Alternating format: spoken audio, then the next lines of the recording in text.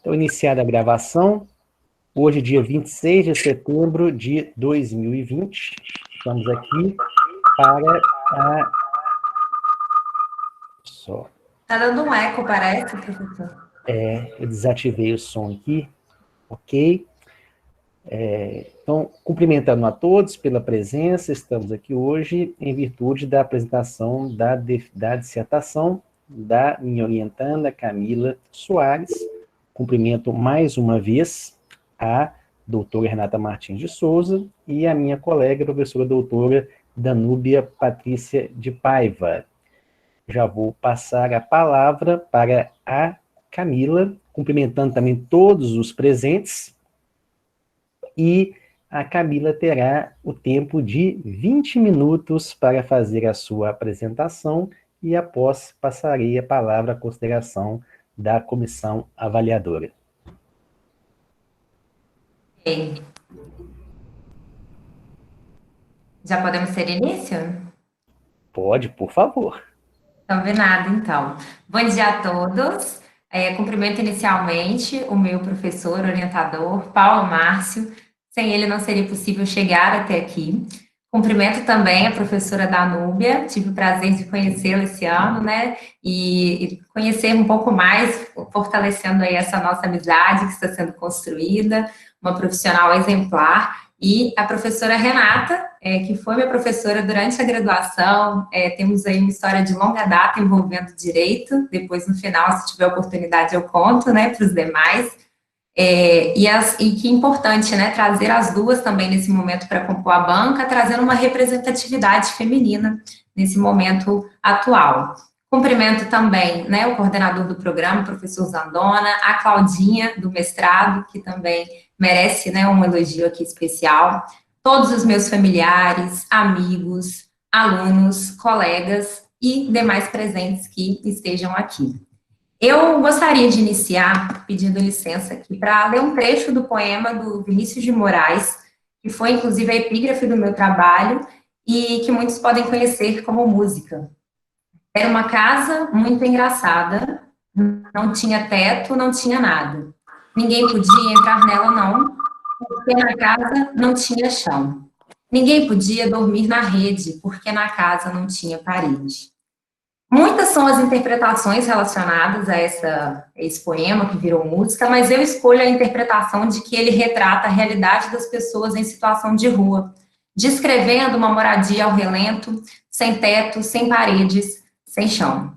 A escolha do meu tema foi exatamente em razão de um projeto social que eu participei em Belo Horizonte, chamado Marmitinhas de Luz, onde eu distribuí marmitas para áreas periféricas de Belo Horizonte, zonas ali totalmente abandonadas, sob pontes, marquises, imóveis ocupados que estavam abandonados.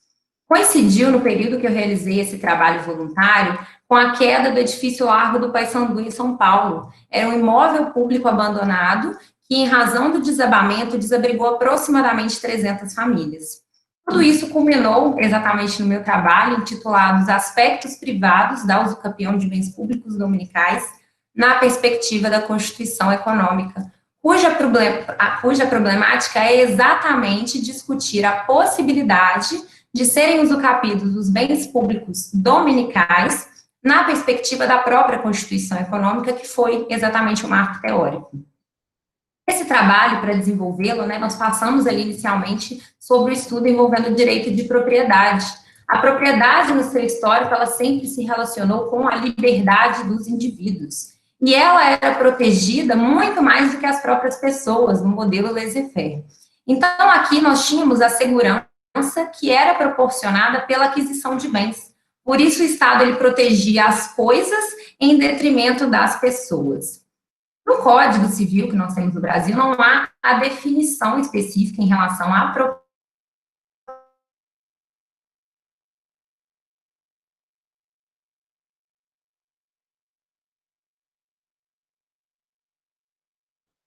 Acho que travou. Parece que houve um pico lá na internet da Camila.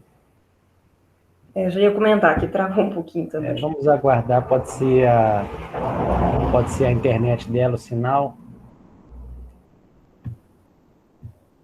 Vamos ver aqui. Deixa eu mandar um WhatsApp para ela aqui.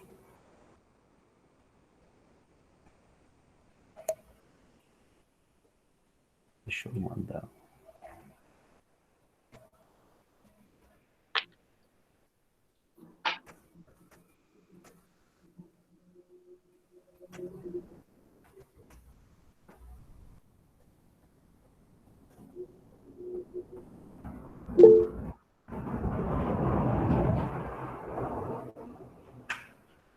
Acho que ela saiu e vai retornar.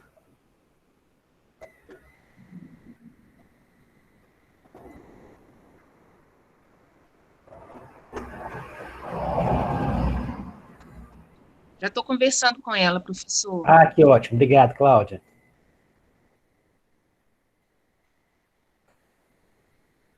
Bom dia, Cláudia. Agora que eu te vi aí também. Bom dia, professor.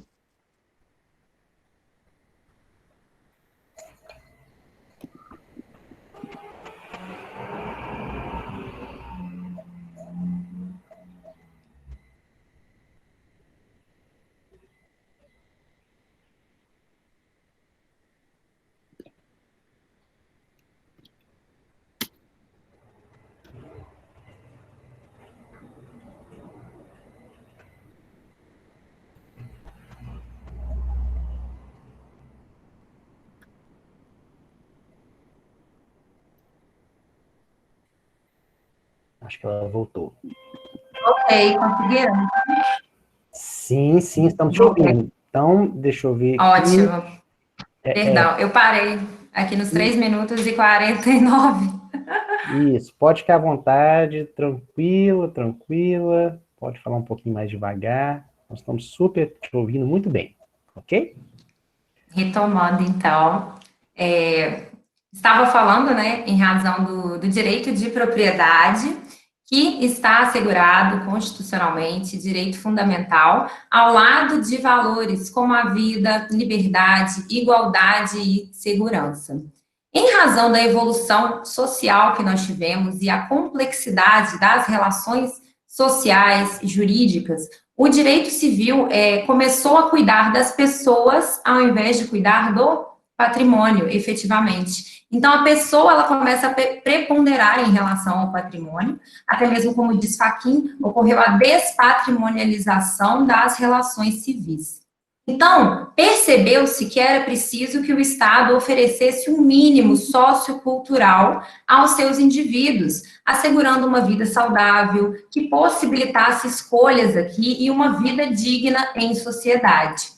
A partir desse momento é que entra o princípio da função social da propriedade, porque a propriedade em si, por si só, não basta mais. O proprietário, além de exercer ali o cuidado com a sua terra, com o seu imóvel, ele também não pode prejudicar terceiros com a utilização da sua propriedade. Então, nós percebemos que esse uso e a atribuição da função social da propriedade passa a ser uma das questões, né, mais desejadas e cobradas no século, passando a ter um uso adequado da terra, envolvendo ali o desenvolvimento daquela terra, que vai propiciar como um todo uma melhoria na economia. Nesse momento, nós percebemos que, a partir da imposição, né, da determinação de que o indivíduo cuide da sua propriedade e dê uma destinação, uma função social, que é a finalidade específica daquele bem, nós percebemos que se ele descumpre essa função social, esse imóvel ele passa a ser passível de uso capião. A usucapião é exatamente uma palavra que vem do latim usucapio, que significa tomar a coisa pelo uso. Então, trata-se de uma forma, pela posse, com os requisitos legais, de se adquirir uma propriedade, um modo originário de aquisição de propriedade. Essa forma de propriedade faz com que o possuidor ele não adquira a propriedade do proprietário, mas contra o proprietário, na medida em que ela se torna um prêmio para aquela pessoa que cumpriu com a função social da propriedade, dando-lhe ali uma destinação, e o proprietário negligente e desidioso, ele é punido pela sua inércia. Nós temos alguns requisitos aqui que podem ser observados conforme cada tipo de uso capião. No trabalho, nós falamos sobre a uso capião extrajudicial, ordinária e a usucapião especial, e trazendo os requisitos de posse mansa, pacífica e ininterrupta pelos lapsos temporais que a lei vai designar, 5, 10 ou 15 anos, conforme for ali a particularidade de cada instituto. Fato é, os particulares sempre tiveram que cuidar da sua propriedade, sob pena de ela ser usucapida, mas o poder público não necessariamente. E aí a gente entra no cerne da questão voltada ao usucapião dos bens públicos. Os bens públicos são divididos em 3 categorias: os bens de uso comum, os bens especiais e os bens dominicais. Os bens de uso comum são aqueles como praças, rios, mares, destinados ali a toda a população. Já os bens de uso especial são aqueles que têm uma finalidade específica. Então, repartições públicas, escolas, hospitais, também atendendo uma função social. E aí chegamos aos bens públicos dominicais, que são aqueles bens que não têm qualquer finalidade pública. Os bens dominicais são aqueles que estão ali abandonados, inertes, apenas formalmente públicos e não material em sua essência, pois eles não têm nenhuma finalidade específica social a ser cumprida. Nesse ponto, nós chegamos a um histórico que nós tivemos no Brasil envolvendo a usucapião dos bens públicos.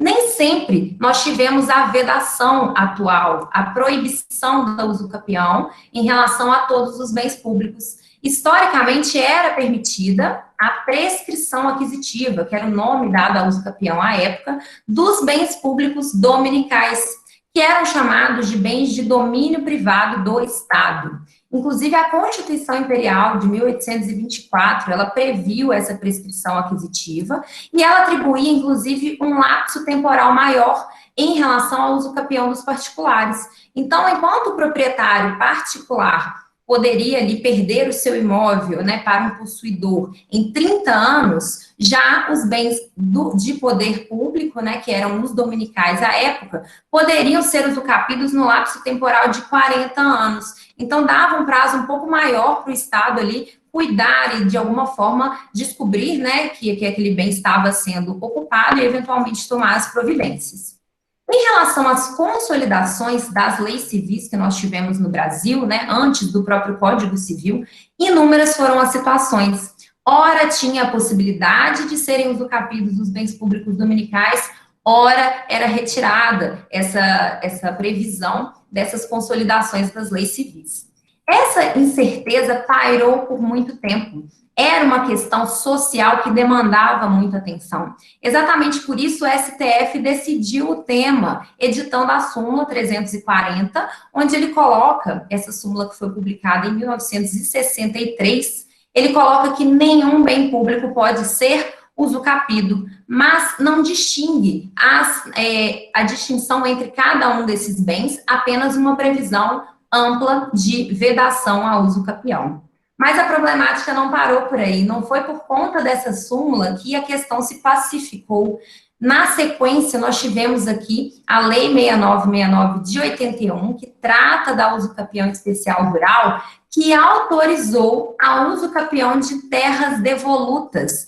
As terras devolutas são um tipo de bem dominical, porque elas vieram ali como herança do regime colonial. Então, são terras públicas que estavam abandonadas e inertes. Ou seja, a lei foi contra o entendimento do STF. Exatamente por isso sobreveio a nossa Constituição atual, a Constituição da República de 88, que trouxe expressamente no seu artigo 183, parágrafo 3º e 191, parágrafo único, a impossibilidade de se usucapirem os bens públicos.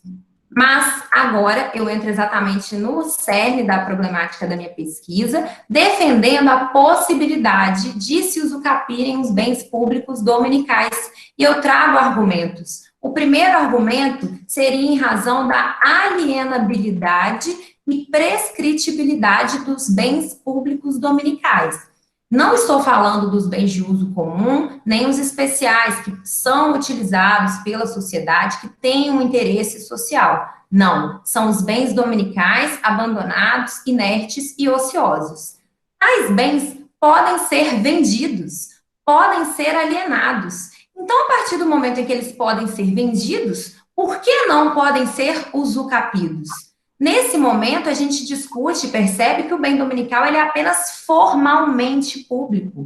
Ele não cumpre uma função social. Então, se pode ser vendido, pode ser usucapido. Num segundo argumento, nós temos a supremacia do interesse público como uma ofensa ao próprio Estado democrático de direito, na medida em que a Constituição não prevê a separação do interesse público com o privado, não, eles caminham lado a lado. Então, se o particular tem que cuidar da sua propriedade sob pena dela ser usucapida, por que o poder público não vai fazê-lo? E segundo Humberto Ávila, não há prevalência aqui no interesse público. O interesse público é indissociável do interesse do particular. Então, chegamos também a um terceiro argumento, que é o do direito à moradia. Com a evolução do direito de propriedade, a evolução social, a complexidade das relações que nós vivemos hoje, percebemos que a pessoa é o fim da norma e não o seu patrimônio. Então, deve ser assegurado um mínimo à existência do ser humano que é superior ao mínimo vital. Então, a existência digna, ela não é a mera sobrevivência física. Nós temos grande parte da população que está à margem do sistema legal de reconhecimento de titularidades. Então, nós não estamos falando aqui de desigualdade de propriedade, mas desigualdade de oportunidades de acesso à propriedade. Então, devemos converter esses indivíduos excluídos, trazendo aqui para a aquisição de bens. E o último argumento seria a dignidade da pessoa humana, como um princípio que tem um caráter normativo. As normas são divididas aí em regras e princípios, e normalmente aplica-se a regra em detrimento do princípio. Mas o princípio tem um caráter normativo na medida em que é ele que dá o tom da norma. O princípio é o caminho, ele é a luz, é ele quem guia a aplicação da regra. Então, não devemos aplicar as regras de forma fria, absoluta e restrita, mas sim interpretando à luz do princípio da dignidade da pessoa humana. Finalmente, trago o aspecto principal, os aspectos privados voltados para a Constituição Econômica, que é a Constituição Federal de 88, vigente atualmente, que não traz e não cuida da economia de forma isolada, mas, ao contrário, ela coloca em prática uma política econômica que visa solucionar os problemas reais da sociedade. E aí, em seu artigo 170, há a previsão da ordem econômica, que tem por finalidade assegurar a existência digna. Até por isso, o artigo 171 elenca os princípios da ordem econômica, dentre eles a função social da propriedade, a redução das desigualdades sociais e a propriedade privada. Ou seja, a economia não basta como um fim somente, mas toda uma Constituição deve buscar assegurar pela economia a existência digna. Então, o ser humano é o fim da norma e não o meio. Nós devemos atingir a interpretação máxima da norma para chegar à resolução dos problemas reais das pessoas como um instrumento aqui de redução das desigualdades. E a regra não é imutável, até porque a vedação da usucapião de bens públicos dominicais, ela já teve um momento em que não era proibido. Então, isso houve uma mutação, mostrando que podemos mudar agora também. Vejam bem, nós temos mais de 6 milhões de pessoas em déficit habitacional no Brasil, morando em condições precárias, sem água, sem luz. Mais da metade da população brasileira não tem acesso a esgoto tratado. De outro lado, nós temos 7 milhões de imóveis desocupados. Será que não seria possível uma equalização? A administração pública vai atuar como uma mera imobiliária que gere patrimônio sem nenhuma finalidade pública? Ou os bens vão ser administrados de forma a trazer a dignidade da pessoa humana e ainda resultados econômicos para o país? Então, o poder público, ele não deve se descuidar, ser negligente e continuar sendo beneficiado pela sua inércia. Ele deve dar o exemplo para que o particular também cuide da sua propriedade. Então, os artigos 183 e 191, que trazem os parágrafos vedando a uso capião, eles estão inseridos dentro do título da ordem econômica e financeira. Percebe-se que se fosse para ter uma vedação total em relação a todos os tipos de bens públicos, eles deveriam estar dentro do capítulo voltado à organização do Estado, o que não é o caso. Nós já temos decisões nesse sentido, favoráveis ao uso capião dos bens públicos dominicais. Cito aqui decisões do Tribunal de Justiça de Minas, São Paulo e Rio Grande do Sul, que estão autorizando o uso capião dos bens públicos dominicais em razão do cumprimento da função social da propriedade, dignidade da pessoa humana, e inclusive a quarta turma do STJ, Superior Tribunal de Justiça, já reconheceu também essa possibilidade em uma decisão datada de 2016. Pois bem, Tartucci diz que a lei muda com base na posição da doutrina e da jurisprudência. É preciso ter juízes fortes. E eu acrescento que precisamos também ter uma academia forte, e esse é o meu papel aqui hoje, de enfrentar e sugerir essa mudança. Como eu coloquei na introdução da minha pesquisa, o mito de Sísifo, ele fala da batalha diária da pessoa que tinha que rolar ali a pedra até o alto do cume e ela voltava todos os dias, uma tarefa árdua. Os trabalhadores atualmente vivem assim, nem sabem por que trabalham, vivem ali naquela situação diária, lutando contra o Estado, em razão aí de obter um sonho da casa própria, muitas vezes inatingível. De outro lado, citando Heráclito, nós percebemos que quando adentramos em um rio, as águas mudam e nós também. Então, a única certeza que nós temos é em relação à mudança. Por isso, devemos nos abrir à mudança em prol de uma sociedade mais justa e efetiva. Com isso, eu encerro as minhas colocações, me coloco à disposição da banca para eventuais esclarecimentos e agradeço a todos pela oportunidade. Obrigado, Camila. Cumprimento mais uma vez, também os que chegaram agora na apresentação, e passo a palavra à doutora Renata Martins de Souza para as suas considerações e também perguntas. Ok.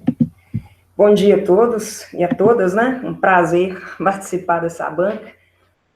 De forma especial, doutor Paulo, gostaria de cumprimentar o senhor. Já o conheci através das obras, né, de suas pesquisas aí do direito econômico, também das aulas do professor Giovanni Clark, que já foi citado, né? É muito bom a gente poder se ver, ainda que virtualmente, mas enfim, é sempre um prazer.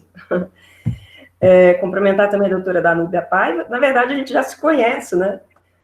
Do doutorado na PUC, tivemos a oportunidade de frequentar algumas aulas, enfim, muito bom também tê-la aqui, né? Estudando aí na área do direito processual civil. Estou fugindo um pouquinho aqui do direito econômico, do direito processual, sou da área do direito público, mas, na verdade, tudo acaba casando um pouquinho, professor Paulo. O direito econômico, embora tenha um viés capitalista, a gente sabe que vem trazendo ali alguns nortes também de viés bem publicístico, então não foge muito à regra, né? E, de forma especial, cumprimentar a candidata, Camila, né? Como ela mesma disse aqui no início, e também deixou expresso aí no trabalho, são mais de 10 anos de convivência, e aí eu tomo a liberdade de dizer que não só de convivência profissional, mas convivência afetiva também, né? Por laços pronunciados, enfim. Eu comecei a leitura do seu trabalho, Camila, e fiquei extremamente lisonjeada e feliz pela menção honrosa. Você dirigiu, né? A minha aí no seu trabalho. Enfim, é sempre um prazer, uma satisfação acompanhar a formação acadêmica, o crescimento profissional, a busca pelo conhecimento dos nossos alunos, mas em tempos de grande desafio dentro da educação, eu acho que o maior presente que um professor pode ter é saber que, através do seu ofício, ele consegue cativar os seus alunos. E tendo esse contato permanente com você, e com sua mãe, que também é uma educadora, né, eu tenho essa constatação diária, fico muito feliz, viu, pelo seu crescimento, por tudo que você representa no meio acadêmico hoje. Bom, enfim, feito esse registro, também te parabenizar pela pesquisa. Eu acho muito desafiador quando o aluno se propõe a tentar desconstruir alguns dogmas, né, alguns dogmas legais incompatíveis com a realidade, como você mesma disse, não só ao longo do seu trabalho, mas também aqui, né, na sua apresentação. A gente vive um cenário de enorme desigualdade social já há algum tempo, e a transformação do próprio direito, da sua interpretação, ela realmente demonstra essa necessidade de adoção de posturas mais, vamos dizer, inovadoras, né? Ao mesmo tempo, embora a gente tenha essa preocupação, principalmente a gente que está lidando aí na área do direito público e sabe das transformações que a hermenêutica constitucional tem sofrido, existe também o receio de que os chamados subjetivismos, né, ou os voluntarismos judiciais possam implicar em um descaminho do Estado Democrático de Direito. Né? Eu falo que, a despeito de todas as nossas dificuldades legislativas, a lei ainda continua sendo o nosso principal instrumento aí apto a nos resguardar a segurança jurídica. A gente precisa dela, né? O nosso sistema ainda não é baseado sobretudo em precedentes. É claro que a gente se baseia muitas vezes neles, né? Isso tem gerado uma abertura interpretativa cada vez maior, a gente consegue observar isso, mas a lei acaba sendo aí o nosso grande ponto de partida. Eu vi que você fez uma análise bem interessante aqui no seu trabalho, mais especificamente quando você tratou da relativização da vedação, né? Da impossibilidade de uso campeão dos bens dominicais, principalmente os ociosos, se valendo aqui da força normativa dos princípios. E tem 2 julgados, na verdade você citou 3, mas 2 aqui me chamaram muita atenção. O texto julgado do Estado de Minas Gerais, né, de uma comarca, trata de um terreno que foi usucapido aqui, bem próximo de João Molevade, e o outro de São Paulo, posteriores a 88, né, como você mesma disse, o marco para vedação é de 88. Então, acreditando aí que você fez, obviamente, a investigação desses julgados, né, também uma análise deles, como eu disse, preocupada com essa superutilização dos princípios, né, repito, você colocou isso aí, é claro, mas existe também uma preocupação que dentro desse espaço de interpretação admitido não haja essa coincidência entre direito e moral, pelo menos é o que eu vejo, assim, em grande medida, né? Isso não é unânime, mas, enfim, a gente tentar se afastar desse moralismo jurídico defendido por alguns autores, né? Sobretudo alguns constitucionalistas alemães. Eu queria saber quais foram as técnicas de interpretação empregadas nesses julgados, mais especificamente de Minas e também do Estado de São Paulo, para afastar a incidência do texto legal e, ao mesmo tempo, se compatibilizar com o nosso arcabouço constitucional. Você pode esclarecer para a gente, por gentileza. Ok. Em relação ao Tribunal de Justiça de Minas Gerais, essa decisão, inclusive, como a Renata falou, primeiramente, obrigada, né, professora? Obrigada pelas considerações. Antes de eu responder a pergunta, é um prazer tê-la aqui comigo hoje, nessa manhã, conosco. E já trazendo aqui a resposta agora, essa decisão do Tribunal de Justiça de Minas, na realidade, a primeira instância, né, foi na comarca de Coronel Fabriciano, próximo a João Molevade. Era um terreno que pertencia a uma autarquia, que era o DR, Departamento de Estradas e Rodagens, que tinha sido ocupado por aproximadamente 30 famílias, salvo engano, 30 famílias, que começaram a dar uma destinação social para aquele patrimônio. E no enfrentamento dessa decisão, tanto pelo juiz de primeira instância, quanto pelo Tribunal de Justiça que manteve a decisão, foi exatamente flexibilizada essa questão dos bens dominicais no seguinte sentido: os bens, eles tinham sido ali já desafetados. Quando um bem ele é desafetado, significa que ele não tem mais um interesse público. Então, houve na época, em relação ao DR, uma desafetação desse bem, pois ele seria alvo de alienação no futuro. Só que isso nunca aconteceu, nunca foi dada efetividade a essa alienação, as pessoas, as famílias se assentaram, começaram a ocupar e cuidaram ali daquele bem. Então, nos argumentos, tanto do juiz de primeira instância quanto do tribunal, deixa eu ver só quem foi o desembargador aqui, doutor...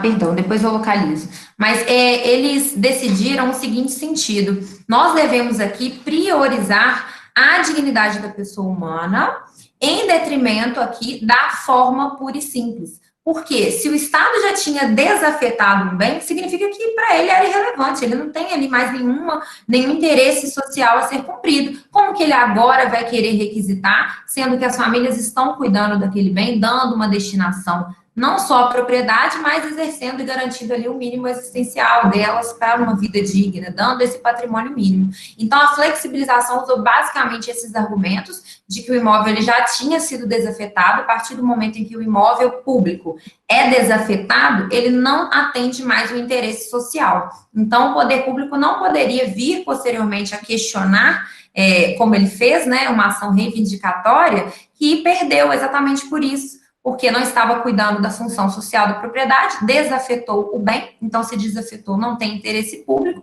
a partir desse momento ele possibilita que as pessoas possam ali usufruir e dar uma função social àquela propriedade. Os argumentos foram basicamente esses e considerando também o princípio da dignidade da pessoa humana. Muito bem, então os parâmetros foram também constitucionais, né? Constitucionais. Entre regras e princípios, os princípios sobressaíram, né?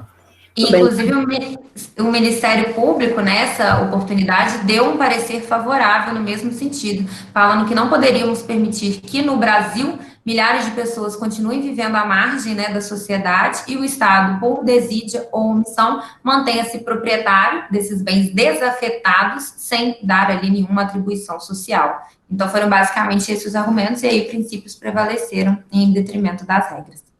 Na época desse julgado, existiram algumas críticas, inclusive doutrinárias, né, com relação aos parâmetros que foram utilizados e tal, mas pela pesquisa que você fez, você acredita que esses, não só o de Minas, mas também o de São Paulo, esses julgados, eles podem influenciar de alguma forma aí na defesa, né, daquilo que você propôs aqui, que seria a desafetação e, consequentemente, a possibilidade de uso capião desses bens? Você acha que há uma tendência nesse sentido?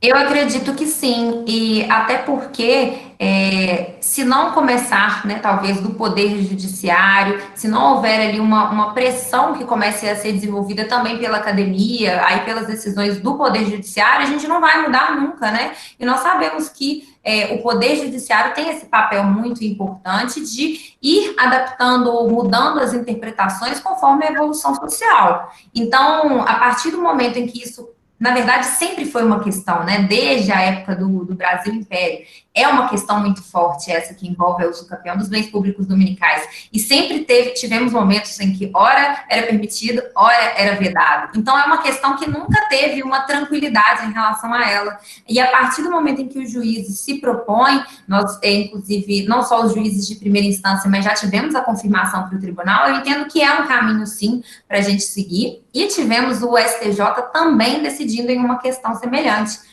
Então, a partir desse momento, se formos tendo mais decisões judiciais nesse sentido, poderíamos formar uma jurisprudência, eventualmente até mesmo alterar a súmula 340 que está vigente hoje. Então, acredito que é importante sim, e que o papel do Poder Judiciário, ele é muito importante aí para nos ajudar a conseguir efetivar essa mudança sugerida. Muito bem. Como você mesma disse, né, você falou durante a apresentação da mutação, o direito tem que adaptar à realidade do seu tempo, obviamente, sem se olvidar, né, do contexto normativo constitucional. Estou satisfeita. Muito obrigada, Camila. Obrigada, professor Paulo. Obrigada. Muito obrigado, doutora Renata, então, acrescentar aí a Camila, que certamente fez as anotações, e vou passar agora a palavra para a professora Danúbia Paiva, fazer as suas considerações e eventuais perguntas. Bom dia a todos. Eu queria cumprimentar os professores, meus colegas, dizer que, na verdade, conheci a doutora Renata, inclusive fui até a banca dela de defesa de doutorado, estava presente e foi brilhante a apresentação, gostei muito, esse viés social, de fato, que ela apresentou aqui, parece que faz parte da sua história, faz parte das suas pesquisas acadêmicas, então, tem tudo a ver a presença da doutora Renata, como convidada aqui no nosso programa da FUMEC, tem tudo a ver a presença dela para ajudar a Camila até trazer mais contribuições para a perspectiva do trabalho que está sendo aqui avaliado. Bom, Camila, eu tenho uma admiração pessoal por você, uma admiração pelo seu esforço, pelos seus estudos. Acho que você consegue transpor até fronteiras muito maiores por questões de redes sociais, isso eu acho que é extremamente importante, queria te parabenizar aqui, e sobretudo porque você faz esse acompanhamento acadêmico, não é algo que é colocado de forma irresponsável, mas acadêmico, com estudo e com dedicação, e foi isso que a gente conseguiu ver no seu trabalho. O seu tema é um tema que eu já tinha visto algumas discussões. Na verdade, esse julgado que é comentado de Minas foi um julgado da Câmara que eu trabalhava à época. O desembargador que eu assessorava, ele foi revisor, e o relator foi doutor Levenhage, doutor Barros Levenhage, e a gente conhecia muito a fundo esse caso, então eu acabei tendo muito contato com a temática, mas confesso que não tinha pensado na evolução do tema, considerando o marco teórico da Constituição Econômica. E acho bastante interessante, acho que a academia ela está aí para isso mesmo, para trazer novas ideias, para trazer novos olhares e para apresentar novas noções e concepções que devem ser submetidas à crítica, pois só assim a gente consegue evoluir no pensamento. Então, essa noção de Constituição econômica com acho que deu um probleminha, mas com noção de moradia, com noção de justiça distributiva, eu acho que é fundamental. E uma das coisas que eu gostei muito foi o fato de você ter usado o direito comparado, Camila. Eu achei bastante interessante, eu acho que, sobretudo com relação à Argentina, porque é interessante perceber que há alguns lugares que já têm a possibilidade de adoção da linha de pensamento que você está trazendo e que você está apresentando. Só que eu fiquei um pouco na dúvida, por isso que eu vou indagá-la, achei seu trabalho muito bom, gostei muito do sumário, uma linha de pensamento, né, que chega até a conclusão, que você consegue adequadamente chegar até a conclusão, né, sobre a temática, mas eu fiquei um pouco na dúvida, acho que talvez a doutora Renata tenha pegado um pouco também essa linha, esse ponto, porque você defende a concepção, mas eu tive a impressão, eu queria até que você esclarecesse justamente por isso, será que seria fundamental uma alteração legislativa ou bastaria um ativismo judicial para fins de implementação desta nova temática? E é isso que eu gostaria de indagá-la. Interessante. Obrigada, Danúbia. O nosso convívio esse ano, né, se aproximou muito. Eu sou muito grata por tê-la aqui na minha banca e foi pelas redes sociais terem nos aproximado, né? Inclusive, foi uma questão muito interessante e hoje nós não temos mais essas fronteiras físicas como tínhamos no passado, então é um prazer tê-la aqui, agradeço pela participação. Em relação ao seu questionamento, é interessante porque realmente não foi o escopo do trabalho propor, de fato, a forma concreta como isso se efetivaria. Mas, em meus estudos, durante a realização da pesquisa, pensando como isso poderia ser viabilizado, e aí já até ultrapassando o que foi o objeto do trabalho, eu entendo que talvez sim seria necessário alguma lei específica tratando sobre os regramentos, porque não bastaria só o juiz, no caso concreto, julgar, e depois poderíamos ter aí situações como os autores que mais criticam essa temática, a atuação dos chamados grileiros, ou uma forma desordenada, que seria aí a ocupação desses imóveis, ou como que se seria invasão ao invés de uma ocupação. Então, eu acho que seria importante nós termos uma alteração aí, seja por emenda, enfim, na Constituição, autorizando somente os dominicais, e depois, sim, uma lei própria para regular quais seriam efetivamente os requisitos, até porque, dentre os tipos, né, de uso capião, extraordinário, ordinário e especial, a ordinária não poderia jamais ser objeto aqui da uso campeão de um bem público, porque como que eu teria um justo título, né, um contrato perante ali aquele bem público? Então, eu pensaria num formato aí de uso campeão extraordinário, e até por que não fixar um prazo ainda maior para o poder público, como era no passado. O particular, ele tinha um prazo de 30 anos e o poder público 40 anos em relação a essa prescrição temporal. Então, talvez, né, seria interessante uma lei trazendo todos esses requisitos, os fundamentos, poderia, inclusive, trazer um prazo maior para o poder público, porque sabemos realmente da dimensão e do volume de bens que ele deveria administrar, mas a partir desse momento traria clareza para que o Poder Judiciário seguisse ali as concepções, as noções dessas regras, e não cada caso decidindo de forma diferente, porque a partir desse momento também, se a gente não tem a regra que é o norte, talvez a gente poderia ter decisões aí de toda forma, e algumas não seriam com a finalidade que eu propus aqui, que é de uma ocupação, dando uma atribuição social, cuidando de um bem ali que realmente está totalmente ocioso para o Estado. Respondido? Respondida, eu estou satisfeita.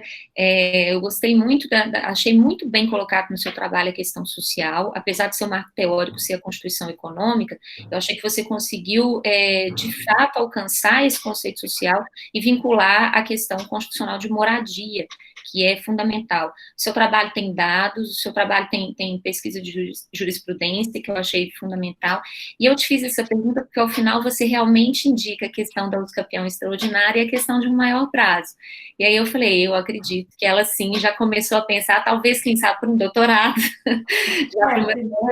já começou a pensar como que seria essa implementação, e tem muito a ver com os meus estudos. Eu estudo gestão de processo e ativismo judicial e processo, né, processo e procedimento. Então, quando eu vi a pontinha lá, eu falei, quem sabe eu trago para o processo. Muito bom, viu, Camila? E já estou satisfeita pela resposta. Obrigada. Ok, então, muito obrigado. Agradeço aí as considerações, que com certeza muito agregam, e só para reforçar também, uma das minhas reuniões com a Camila, quando ela me trouxe o tema, ela tinha uma preocupação, Camila, em virtude pelo fato da resistência que você encontrou até mesmo perante colegas que discordavam do seu tema.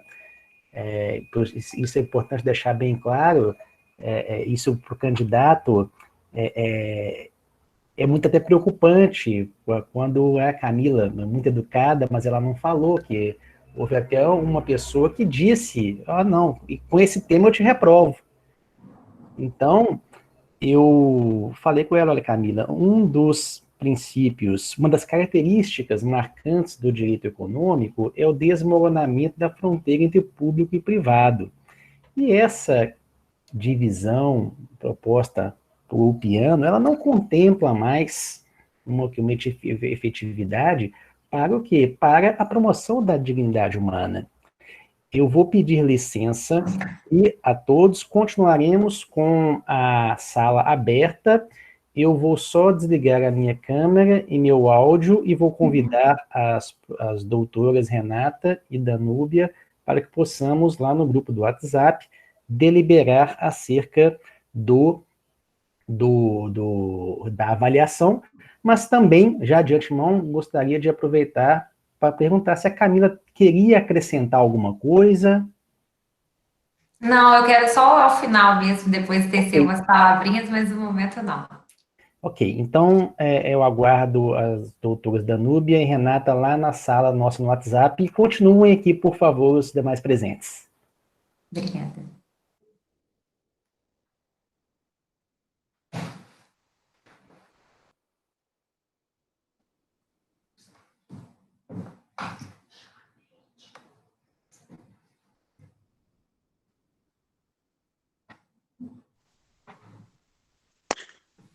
Oi, Camila, que orgulho, hein?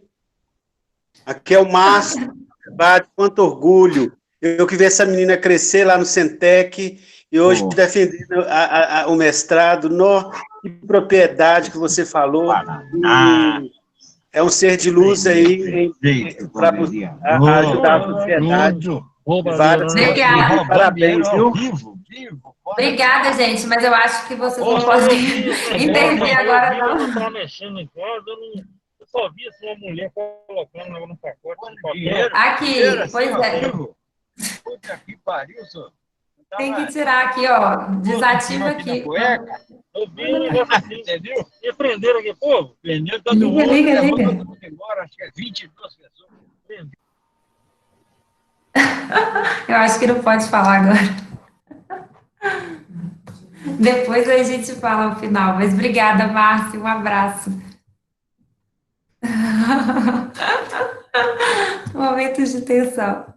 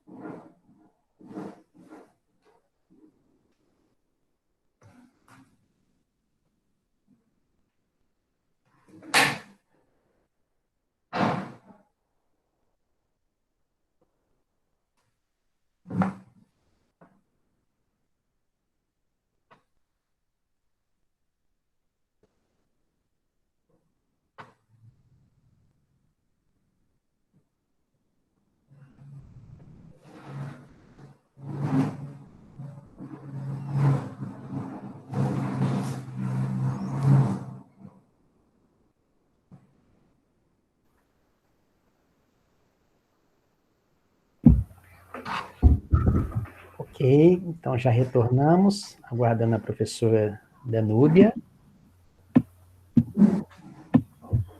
Ótimo. Camila, tem familiares aqui? Muitos. Bom, Muitos amigos também. 44 pessoas presentes.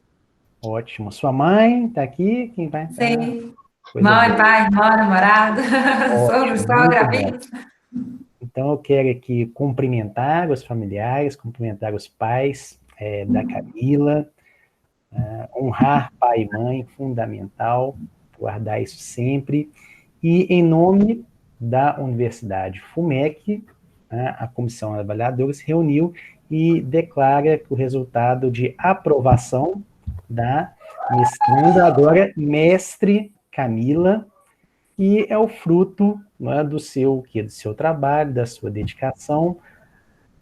O plantio é facultativo, mas o fruto, ele é consequência de todo o seu trabalho. Então, parabenizamos mais uma vez você, os familiares, as pessoas que lhe deram amparo, sustentação nessa jornada, e uma frase que o fim sempre é melhor que o começo, mas que seja o fim dessa etapa. Comemore bastante, ok? E vou passar aqui a palavra para a Renata, a Danúbia, se quiserem fazer alguma consideração final, e depois para você, claro. Obrigada. Bem, Camila, parabéns, né? Fiquei muito feliz. Como mencionou a professora Danúbia, trabalho impecável, embasamento doutrinário, jurisprudencial, uma hipótese consistente para um problema tão controverso, né? Enfim, o resultado da sua pesquisa, na verdade, é reflexo de toda a sua trajetória acadêmica, da sua dedicação, do seu empenho, como já foi dito em outras oportunidades, até da sua coragem de se aventurar, né? Por meio de novas propostas, inclusive educacionais, no meio virtual. Enfim, você sempre se joga, isso é muito importante. E a sua atuação, na verdade, é uma demonstração de que a educação, ela continua não só formando, mas também transformando a vida das pessoas em todos os seus sentidos. Eu tenho muito, muito, muito orgulho de fazer parte da sua trajetória. Muito feliz, muito honrada. Viu? Um abraço para você, um beijo grande, na verdade, não só para você, mas para todos os seus familiares que aqui estão. Obrigada. Bom, parabéns, Camila, agora mestre em Direito. Uma grande responsabilidade, mas eu sei que você vai assumir isso com todo o estudo e com toda a dedicação que sempre apresentou. Também tenho muito orgulho agora de fazer parte, né, um pouco da sua trajetória acadêmica, e espero vê-la brilhar sempre mais e mais. Parabéns. Muito obrigada, gente. Finalmente eu posso respirar. Muito obrigada, estou muito feliz. Quero só fazer alguns agradecimentos aqui, né? Primeiramente, o meu orientador, o professor Paulo Márcio. Sem ele, realmente, eu não estaria aqui, porque, como ele mencionou, passei por alguns perrengues aí, buscando um orientador, e ninguém aceitava o meu tema, e muitas críticas, e ele abraçou a ideia comigo, sempre muito prestativo, ágil, me tranquilizando durante esse momento, né, tão difícil. Professora Danúbia também, uma querida amiga, obrigada por tudo, por também ter me ajudado, me tranquilizado. Professora Renata vai desejar, vai merecer umas palavrinhas a mais, né? Por conta da nossa história. Quem teve a oportunidade de ler os agradecimentos do meu trabalho, fiz questão de mencioná-la. Quando eu tinha aproximadamente uns 13, 14 anos, assisti uma palestra dela no colégio Sentec, que eu estudava lá em João Molevade. Tinha também advogados, delegados, mas foi a fala dela que me motivou. Ela falava com muito brilho no olhar, com muita propriedade, e eu, sem nem saber o que era direito, falei, é isso que eu quero para a minha vida. Gostei tanto da fala dela que aquilo ali me conquistou. E desde então, ingressando na faculdade aos 17 anos, tive aula com a Renatinha do início ao fim, estou até pedindo perdão por chamá-la de Renatinha, mas porque sempre tem um carinho muito grande, e participei de vários processos com ela, né, de programas de discentes, escrevendo artigos desde o início, e a Renata realmente ela é um exemplo de profissional, de batalha, de humildade, de luta, sempre me inspirou. E quando, por lembrança da minha mãe, né, de convidá-la para a banca, eu vi que isso era possível, Foi, assim, realmente a concretização, como se fosse a cereja do bolo, né? Chamá-la para participar da minha banca. Então, muito obrigada por tudo, né? Por todos esses ensinamentos. E, inclusive, por isso, né? Como você bem colocou, nós, por meio da docência, transformamos vidas. E meu propósito de vida se concretizou quando, além de advogada, eu me tornei professora também. Então, hoje eu tenho com esse papel também, essa missão de impactar a vida dos meus alunos, que estão aqui presentes alguns. Agradeço toda a minha família, todos os meus amigos, o meu namorado, todas as pessoas que estiveram envolvidas aqui nesses 2 longos anos de pesquisa, especialmente a reta final, muito árdua. Sem eles jamais seria possível. E é isso, estou extremamente feliz. Mandar um abraço também para a Claudinha. É só gratidão mesmo, fechando aí um ciclo com muita luta, mas extremamente feliz por ter conseguido aí também desempenhar, provocar, quem sabe aí contribuir com o meu papel para essa mudança em uma temática que tanto me sensibilizou. Obrigada a todos os presentes, muita gratidão por ter vocês aqui hoje comigo. Obrigada.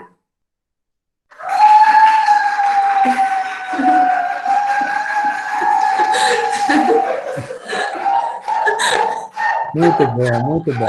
Então, desejando aí um excelente sábado, façam um excepcional final de semana. Eu declaro encerrados os trabalhos e fica aqui o nosso abraço. Fiquem todos com Deus. Obrigada, tchau.